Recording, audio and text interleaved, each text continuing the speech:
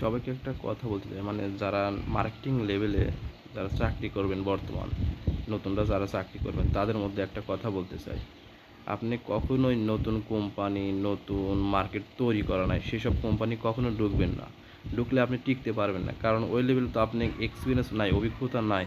কারণ নতুন কোম্পানি, নতুন মার্কেট, না মার্কেট রেডি নাই, সেই মার্কেটে আপনি কাজ করতে কখনোই পারবেন না। কাজেই কখনোই ওই সব কোম্পানি আপনি ঢুকবেন না। আপনি যেখানে ঢুকবেন, মানে পুরোনো কোম্পানি হয়ে গেছে, মার্কেটে একজন কেউ কাজ করছে 10 বছর 20 বছর, সেই সব মার্কেট রেডি আছে, মানে আপনি কাজ করতে পারেন নতুন অবস্থায়। তাছাড়া আপনি যখন নতুন একটা কোম্পানিতে ঢুকবেন, তখন আপনিও নতুন, মার্কেটও নতুন, প্রোডাক্ট তো নতুনই থাকবে, আপনি কখনো কাজ করতে পারেন না।